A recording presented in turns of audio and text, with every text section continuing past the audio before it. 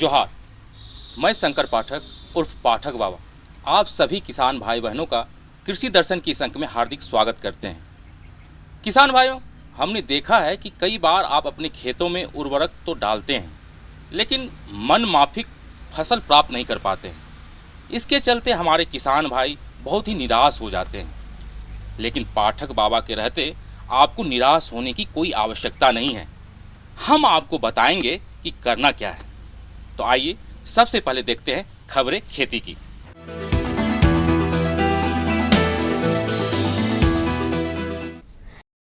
नमस्कार, कृषि समाचार में आपका स्वागत है।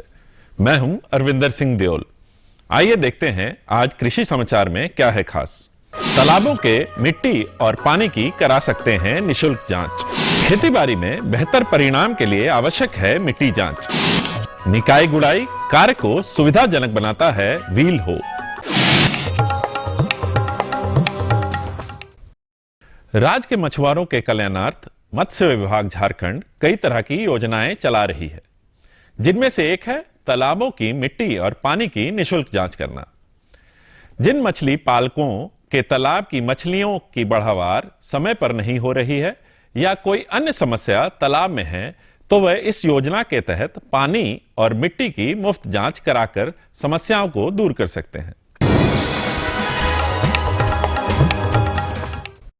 किसान भाइयों, बात हो रही है मिट्टी और पानी की जांच की, तो खेतीबाड़ी में भी अच्छे फसलोत्पादन के लिए समय समय पर खेत की मिट्टी की जांच कराना बहुत जरूरी होता है, क्योंकि सही उत्पादन लेने के लिए संतुलित मात्रा में खाद और उर्वरक तभी प्रयोग किया जा सकता है जब मिट्टी की उर्वरता का सही ज्ञान हो। जांच से ही मिट्टी में मौजूद पोषक तत्वों के सही प्रतिशत मान का पता चलता है। साथ ही मिट्टी की अम्लीयता और क्षारीयता का भी पता चलता है, जिससे हम उचित खाद, उर्वरक, मृदा सुधारक और उचित फसल का चुनाव कर सकते हैं और अच्छी मात्रा में गुणवत्ता युक्त फसल प्राप्त कर सकते हैं। बिरसा कृषि विश्वविद्यालय में मिट्टी जांच की सुविधा उपलब्ध है।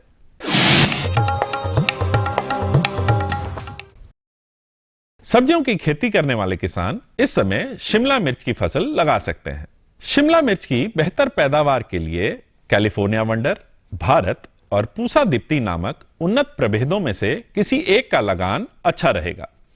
यह प्रभेद गुणवत्तापूर्ण और ज्यादा मात्रा में उपज देने में सक्षम है। इन प्रभेदों को लगाकर किसान लाभान्वित भी हो सकते हैं। कैलिफोर्निया वंडर, भारत और पूसा दीप्ति ये शिमला मिर्च के उन्नत प्रभेद हैं। इनके बिचड़े तैयार कर फरवरी से मार्च माह में इनकी रोपाई कर देनी चाहिए। 1 हेक्टेयर भूमि के लिए 800 ग्राम बीज उपयुक्त होता है। इनकी वैज्ञानिक विधि से रोपाई कर एवं उचित कृषि कार्यों को करके लगभग 250 क्विंटल उपज प्राप्त की जा सकती है। गर्मी के मौसम में सिंचाई जल की समस्या सभी प्रदेशों की तरह हमारे झारखंड प्रदेश में भी किसानों के समक्ष आती है। इस समय उपलब्ध जल को कम खर्च कर हम ज्यादा फसल कैसे प्राप्त करें, इसके लिए कृषि वैज्ञानिकों ने कई प्रकार की तकनीकें विकसित की हैं, जिनमें से कुछ तो बहुत महंगी हैं, परंतु कम पूंजी वाले छोटे किसान सिंचाई जल कैसे बचाएं, आइए जानते हैं कृषि विशेषज्ञ से। किसान भाइयों, आपके पास यदि पूंजी का अभाव है, छोटे स्तर पर आप खेती करने चाहते हैं, तो आप पानी बहाव विधि से न दे करके एक थाला से दूसरे थाला खुद हाथों से पानी पटाएं और लाभ उठाएं। इसके द्वारा आपको जमीन का पोषक तत्व का ह्रास भी नहीं होता है, खरपतवार भी ज़्यादा नहीं उगते हैं। इस तरह से आपको कम पानी देने के कारण ये भी आपको लाभ है।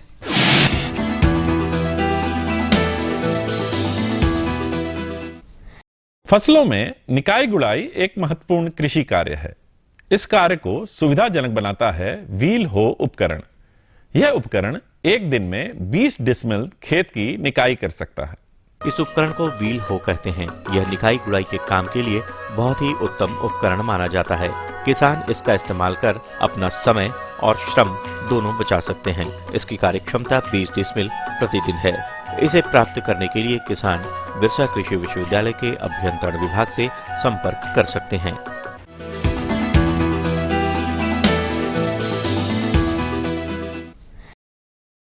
कृषि समाचार में अब बारी है कृषि जगत के एक सफल व्यक्तित्व से मिलने की। तो आइए मिलते हैं सफल किसान से।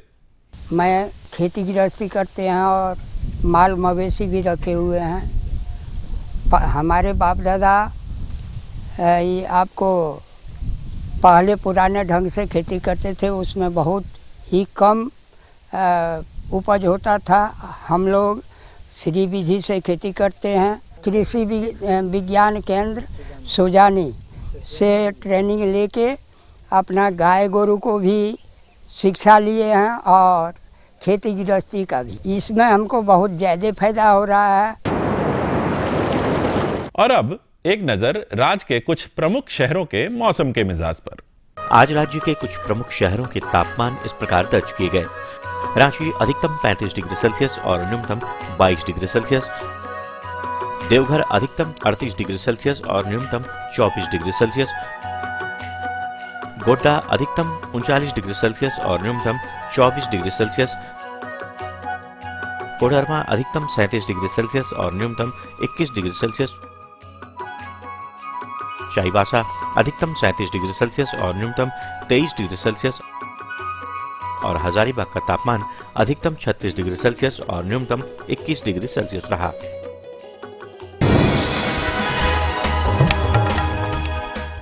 और अब मंडी भाव में आइए नजर डालते हैं अनाजों के भाव पर।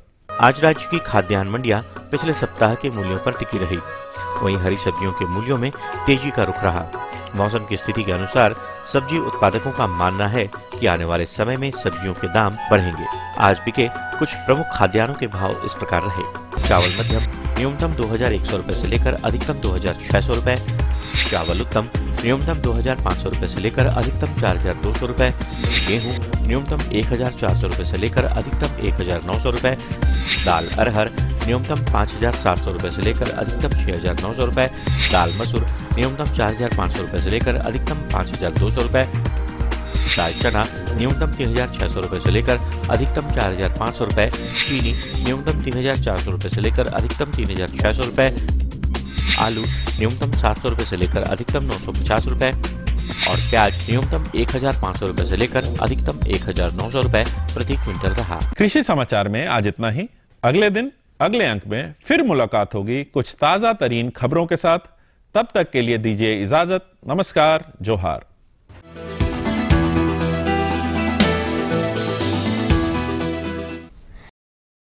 खबरें खेती के अंतर्गत आपने मंडी भाव, मौसम का हालचाल, साथ में कृषि के नई तकनीक और उपकरण की जानकारी ली। हम अपनी बातों पर वापस आएंगे। फिलहाल लेते हैं एक अल्प विराम। आप देखिए ये संदेश। ये लो और बताओ। बस। अरे ये क्या भैया जी, बस इतनी सी रासायनिक खाद? किसानी छोड़ रहे हो क्या? किसानी नहीं, नादानी छोड़ रहे हैं। मिट्टी की जांच कराई है।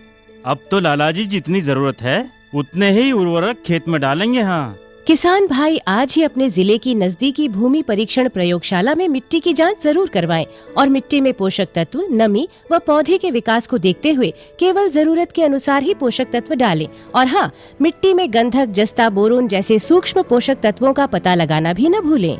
उर्वरक और जैविक खाद के सही उपयोग से भूमि का उपजाऊपन बनाए रखें, उत्पादकता बढ़ाएं, खर्चा घटाएं और बहुमूल्य विदेशी मुद्रा बचाने में भी सहयोग दें। और हाँ, धीमी गति से नाइट्रोजन उपलब्ध कराने वाले उर्वरकों जैसे नीम लेपित यूरिया को प्राथमिकता दें और यूरिया का पत्तों पर छिड़काव करें। अरे वाह, तू तो सचमुच समझदार हो गया रे। अधिक जानकारी के लिए संपर्क करें जिला कृषि अधिकारी या किसान कॉल सेंटर। मछली व्यवसाय आज बहुत बड़ा व्यवसाय के रूप में सामने आया है और वैज्ञानिक तकनीक अपनाकर इस व्यवसाय से हम बहुत ज़्यादा मुनाफा कमा सकते हैं। मछली पालकों के व्यवसाय को और बढ़ाने हेतु केंद्र सरकार और राज्य सरकार द्वारा बहुत सारी योजनाएं चलाई जा रही हैं। अगर झारखंड के परिवेश में मछली पालन की बात करें तो बहुत सारी संभावनाएं यहाँ पर हैं। यहाँ के 3 शहरों जिनमें धनबाद, गिरिडीह और जमशेदपुर में फिश मार्केट बनाने का प्रस्ताव राज्य सरकार के द्वारा है। मछली पालन का व्यवसाय एक ऐसा है जिसे हम लोग जलित खेती भी कहा जाता है और झारखंड के परिवेश में इसका अगर हमारे किसान भाई खेती बाड़ी और पशुपालन के साथ करें तो इसमें बहुत अधिक आमदनी है।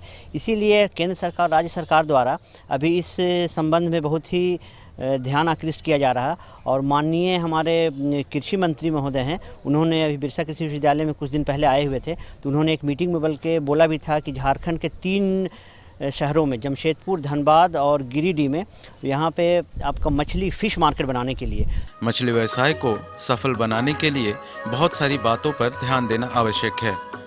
अगर प्राथमिकता की बात करें तो सबसे पहले तालाब की तैयारी महत्वपूर्ण है। तालाब को हमेशा आयताकार आकार में बनाएं। लंबाई और चौड़ाई का अनुपात 3:1 होनी चाहिए। तालाब को हल्का ढालू नुमा रखना चाहिए, जिससे जो किनारे की मिट्टी होती है वह बहुत उपजाऊ होती है। अगर कोई मछली पालक पुराने तालाबों में मछली पालना चाहते हैं तो सबसे पहले उस तालाब में मौजूद कीचड़ को साफ कर उसमें साफ पानी देना चाहिए, जिससे मछलियों के रहने के लिए माहौल अनुकूल बन सके। तो हमारे किसान भाई अगर जैसे मछली पालन का व्यवसाय करना चाहते हैं, सबसे पहले उसके तालाब की तैयारी होनी चाहिए। कभी कुछ किसान भाई ऐसे भी उसके लिए तालाब का जो आकार है वो आयताकार होना चाहिए, और उसका आयताकार में भी अनुपात हो सके, लंबाई और उसकी चौड़ाई का अनुपात 3 भाग लंबाई होनी चाहिए और उसका 1 भाग चौड़ाई, मतलब 3:1 जिसको बोला जाए वो होना चाहिए। और साथ ही साथ हमारे उसमें तालाब की जो गहराई है उस पर भी ध्यान दिया जाना चाहिए हमारे किसान भाइयों को, क्योंकि तालाब की गहराई जैसे है कि चाइना में जो मछली पालन होता है वो सीधे एकदम सीधा दीवार गहरा होता है, लेकिन हमारे परिवेश में जहाँ पे किसान भाई मछली पालन करना चाहते हैं उन्हें चाहिए कि तालाब थोड़ा सा ढालूनुमा बनाएं, और ढालूनुमा तालाब बनाएंगे तो जैसे उसकी मिट्टी जो निकलेगी उस मिट्टी को वो किनारे पे, क्योंकि वो तालाब बनाने के समय में या पुराने तालाब से अगर वो पुराने तालाब को पुनः वो जीर्णोद्धार कर रहे हैं, वो नीचे में अगर कोई काई लग गई है तो उस काई को, या गर्मी के बाद या गर्मी जब प्रचंड पड़ रही है उस समय अगर तालाब सूखने वाली स्थिति है और पुनः अगर उसमें मछली पालन करना है तो उसमें जो नीचे में जो कीचड़ है उसे कम से कम साफ़ कर दिया जाना चाहिए।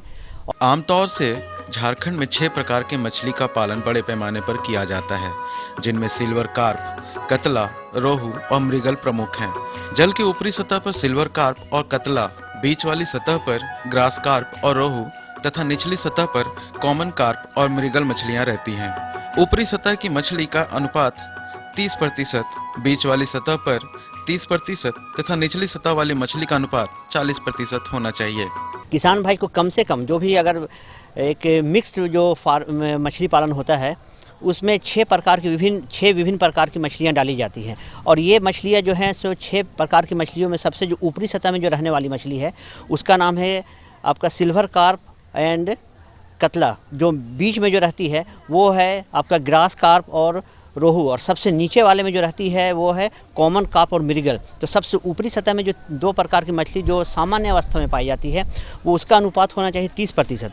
बीच में जो सतह में जो मछली पाई जाती है जो कॉमन कार्प और रोहू, उसका अनुपात होना चाहिए 30%, और सबसे नीचे जो सतह में जो मछली पाई जाती है वो आपका ग्रास कार्प और दूसरा जो है ग्रास कार्प और मृगल है, इसका अनुपात 40% होना चाहिए। नर और मादा मछली में बाहरी तौर पर निषेचन होता है और अंडों का विकास 72 घंटे में होता है, जिसे स्पॉन कहते हैं। स्पॉन एक जगह झुंड में अंडे के आकार का होता है, जिसे आम भाषा में मछली का जीरा भी कहा जाता है। यह 15 से 20 दिनों में फ्राई बन जाता है, जिसकी लंबाई 1 इंच होती है। बाद में सही देखभाल से 3 से 4 महीने में यह फिंगरलिंग जैसा 3 से 4 इंच का हो जाता है। जिन मछली पालकों के पास मौसमी तालाब हैं, वो मछली के फ्राई से फिंगरलिंग तक का पालन कर सकते हैं। जिनके पास बड़े तालाब हैं, वे फिंगरलिंग को अपने तालाब में पालकर 8 से 10 महीनों में 700 ग्राम से लेकर 1 केजी तक की मछली प्राप्त कर उनकी बिक्री करके ज़्यादा से ज़्यादा मुनाफा कमा सकते हैं। मछली पालन में चूँकि ये विभिन्न चरणों में होता है, सबसे पहले तो हमारे किसान भाई ये जाने कि जब नर और मादा मछली अगर तालाब में जब छोड़ा जाता है तो उनका जो प्रजनन होता है वो बाहरी प्रजनन होता है। समय आने पे जो है जो मादा मछली होती है वो अंडे का निःसरण करती है, और नर से उसके जो स्राव होता है वो फिर उसका जो फर्टिलाइजेशन होता है, निषेचन, वो बाहरी होता है। उसी के समझिए कि ठीक 72 घंटे के बाद जो है सो वो अंडे से जो फर्टिलाइज एक रहता है या निषेचित अंडा रहता है, उस अंडे से आपका जो स्पॉन जो होता है वो बनता है 72 घंटे के बाद। और उस स्पॉन के बाद जो स्पॉन जो बनता है, जिसे हम लोग मछली का जो जीरा बोलते हैं, उस स्पॉन के बाद फिर 15 से 20 दिनों के बाद वो आपका ये बनता है, फ्राई बनता है। जिसके फ्राई को पहचानने के लिए किसान भाई स्पॉन तो देखेंगे किसान भाई, तो एक जगह झुंड में रहेगा, वो अंडे का आकार का या पानी में थोड़ा सा गाढ़ा जैसा रहेगा, और जो उसके जो अब देखेंगे 15 से 20 दिन के बाद जो बनता है उसे फ्राई कहते हैं, जिसका आकार जो है सो लंबाई में 1 इंची होता है। उस 1 इंची के बाद फिर आप देखेंगे कि 3 से 4 महीने के बाद वो फ्राई जो है वो फिंगरलिंग सा हो जाता है, जिसका आकार 3 से 4 इंच होता है। मतलब फ्राई हो गया आपका 1 इंच आकार का और फिंगरलिंग हो गया वो 3 से 4 इंच आकार का। मछली पालन के लिए कुछ बुनियादी बातों पर भी नज़र रखनी चाहिए। समय समय पर तालाब को साफ करते रहना चाहिए। मछलियों के लिए विटामिन मिनरल मिक्सचर डालते रहना चाहिए जिससे मछलियाँ स्वस्थ रहें। जल में गोबर डालना चाहिए जिससे मछलियों को जैविक खाद मिलता है, लेकिन गोबर भी संतुलित मात्रा में डालना चाहिए और समय समय पर पानी की रिसाइकलिंग करते रहना चाहिए। व्यावसायिक रूप से मछली पालन हेतु 1 एकड़ के तालाब में या 1 हेक्टेयर में 25,000 मछली का जीरा तथा 6,000 3 से 4 इंच वाले फिंगरलिंग का पालन करना लाभदायक होता है। स्पॉन 80,000 से 1 लाख की संख्या में प्रति हेक्टेयर की दर से तालाब में पालना चाहिए, मगर इसमें 30 से 40% स्पॉन मर जाती हैं। वैज्ञानिक विधि अपनाकर मछली पालन करने से हम इनकी मृत्यु दर की संख्या में कटौती कर सकते हैं और कम लागत में ज़्यादा से ज़्यादा मुनाफा कमा सकते हैं। तो कैसी लगी ये जानकारी? बहुत अच्छी लगी। डॉक्टर साहब ने बहुत अच्छी जानकारी दिलाई हमें। इस जानकारी से हमारे सारे किसान भाई बहन बहुत ही प्रफुल्लित हो जाएंगे। हाँ, तो क्यों ना ले एक और अल्प विराम? जी हाँ पाठक बाबा। और आप देखिए संदेश।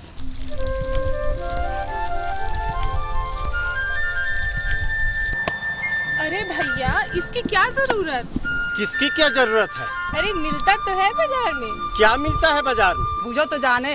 अरे बुझावन भैया, पहेलियाँ क्यों बुझा रहे हो? साफ साफ बताओ ना क्या बात है। अरे किसना, इनके कहने का मतलब है ना कि जब बाजार में रेडीमेड उर्वरक सुंदर सुंदर बोरा में बंद मिलता है, तभी गोबर में लिसराने का क्या जरूरत है? हाँ, क्या फायदा? हमको बुड़बक समझो क्या? ज्यादा रासायनिक खाद का प्रयोग हमारे खेत को बंजर बना देता है, इसलिए हम अपने खेत में ज्यादा से ज्यादा जैविक खाद का प्रयोग करते हैं। आप भी अपने खेत में जैविक खाद का प्रयोग करें। कहा कृष्णा, कल काहे नहीं आए थे? काहे में मालिक? का है चर्बी चढ़ गया का? अरे कहा रे बल्लो, काहे डांट रहे हो? देखिए ना भैया, कृष्णा कल काम पर नहीं आया था। अरे तेरा बाप का खेत है, जब मन किया है, जब मन किया नहीं है।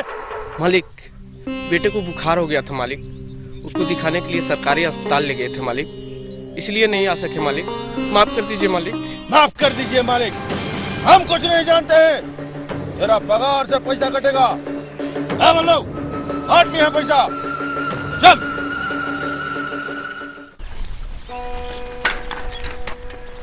कृष्णा,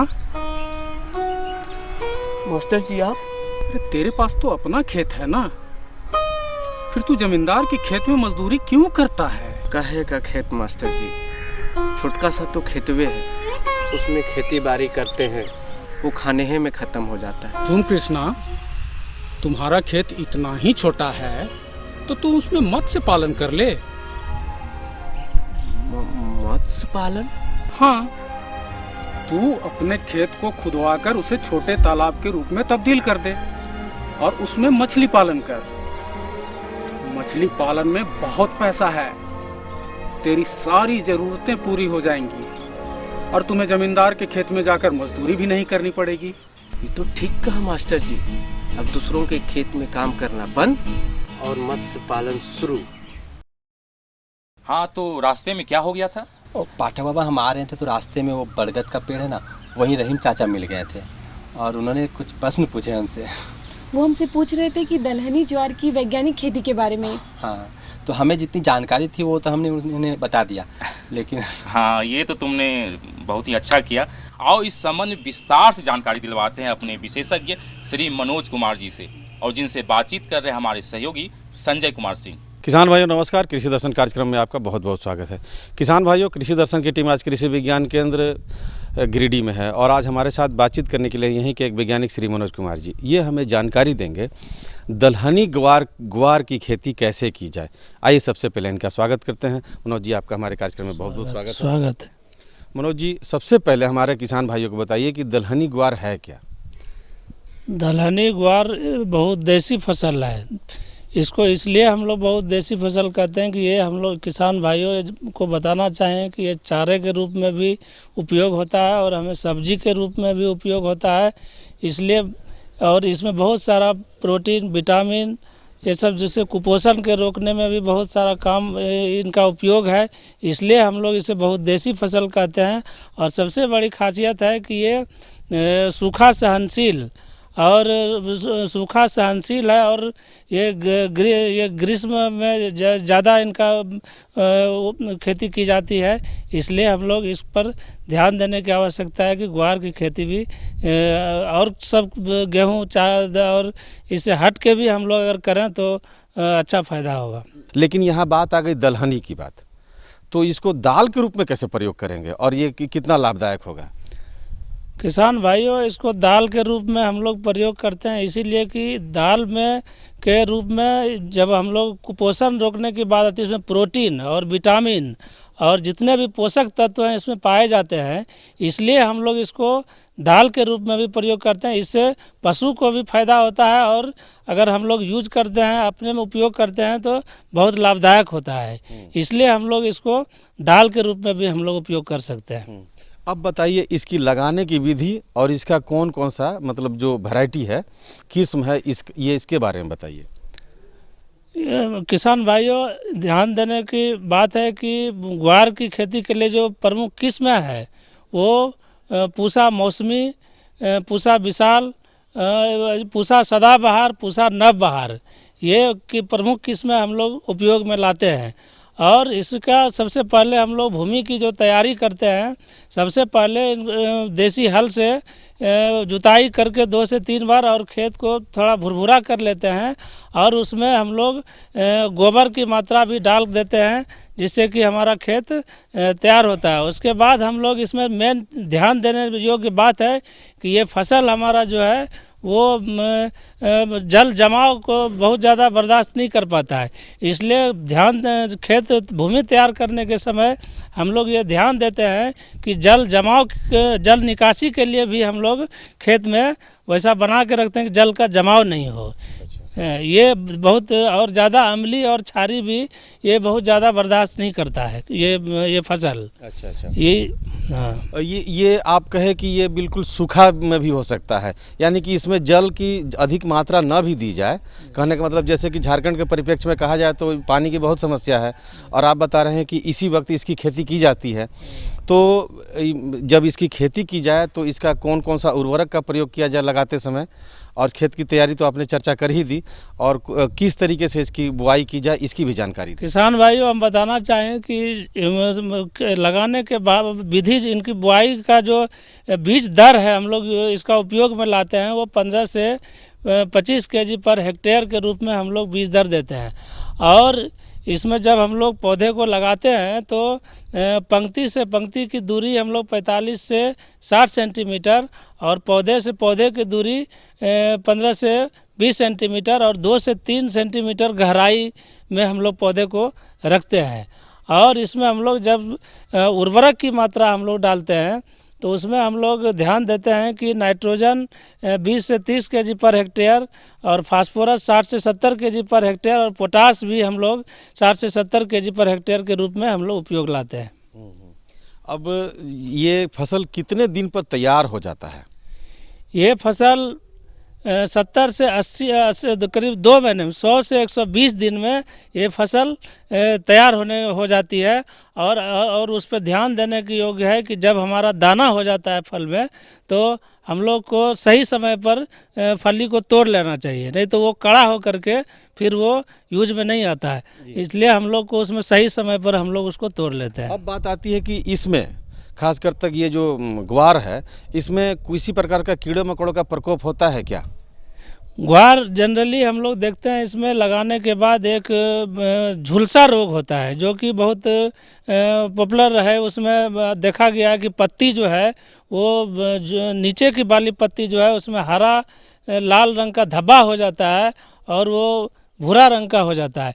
जनरली देखा गया है कि ये बीज हम लोग एक चीज़ किसान भाई को कहना चाहेंगे कि ये ज़्यादातर बीज अगर ठीक नहीं है तो उसके बाद ये स्थिति उत्पन्न होती है, इसलिए हम लोग बीज जिस समय देते हैं तो बीज उपचारित भी अगर हम लोग करें, और बीज उपचारित करने के लिए हम लोग ध्यान रखेंगे कि 2 ग्राम मैनकोजेब और 1 ग्राम कार्बेंडाजिम पर केजी के बीज दर के से उसको मिला करके और हम लोग बुआई करते हैं तो ये रोग से हम लोग वंचित रह सकते हैं। जी, और ख़ासकर तक जो आपने शुरू में ही चर्चा की थी कि ये पानी बहुत कम लेता है, मतलब जल अगर कम भी सिंचाई की जाए तो ये बिल्कुल ही फसल तैयार हो जाता है। तो इसका जो दाना जब तैयार होता है तो और किन किन बातों पर ध्यान देना चाहिए किसान भाइयों को? दाना जब तैयार हो जाता है तो जब हम लोग देखते हैं रेशेदार और हरे, जिस समय हरा दाना रहता है उसी समय हम लोग फली को तोड़ लेते हैं। नहीं तो जितनी भी सारी मेहनत है अगर वो कड़ा हो जाता है, थोड़ा सा भी लापरवाही बरतते हैं तो हमारा फसल जो है वो बर्बाद हो जाएगा जी। इसलिए हम लोग उसी समय रेशेदार हरे दाने को ही हम लोग फली के रूप में तोड़ लेते हैं उस समय। अब आपने बीच में चर्चा की इसकी सब्जी भी बनता है, मतलब इसको सब्जी के रूप में भी लोग प्रयोग करते हैं। दाल का तो हम जान गए कि कुपोषण के दूर करता है, खासकर तक जो दूर दराज ग्रामीण क्षेत्र के किसान हैं जो नहीं प्रयोग कर सकते हैं, तो सब्जी के रूप में कैसे प्रयोग किया जाता है? सब्जी के रूप में भी जो जब हरा दाना उसका शुरू में हम लोग निकालते हैं तो उसको हम लोग किसी भी सब्जी के साथ, आलू के साथ या कभी मिला करके भी हम लोग सब्जी उसका खा सकते हैं जी। किसान भाइयों, बिल्कुल ही मटर की तरह ये ग्वार है और आप मटर की ही तरह प्रयोग कर सकते हैं और सब्जी में भी प्रयोग कर सकते हैं और साथ ही साथ दलहनी में भी प्रयोग कर सकते हैं, जो दोनों में फ़ायदेमंद है। मनोज जी, आप हमारे कार्यक्रम में आए और इतनी अच्छी जानकारी दी हमारे किसान भाइयों, इसके लिए आपका बहुत बहुत धन्यवाद। धन्यवाद। हम लौटते ही रहीम चाचा को इसके बारे में विस्तार से जानकारी दे देंगे। हाँ गौरी, हम भी यही सोच रहे थे। तो किसान भाइयों, आज के लिए बस इतना ही। अगले सप्ताह इसी दिन इसी समय फिर से किसी नई महत्वपूर्ण जानकारी के साथ उपस्थित होंगे। आपके मन में अगर कृषि संबंधित कोई भी जानकारी हो तो आप हमें पत्र के माध्यम से संपर्क कर सकते हैं। और हमारा पता है कार्यक्रम कृषि दर्शन, कृषि प्रकोष्ठ द्वारा उप महानिदेशक, दूरदर्शन केंद्र, Ratu road, Ranchi. Pin code संख्या है 834001। तो इसी के साथ दीजिए हमें इजाजत। जोहार।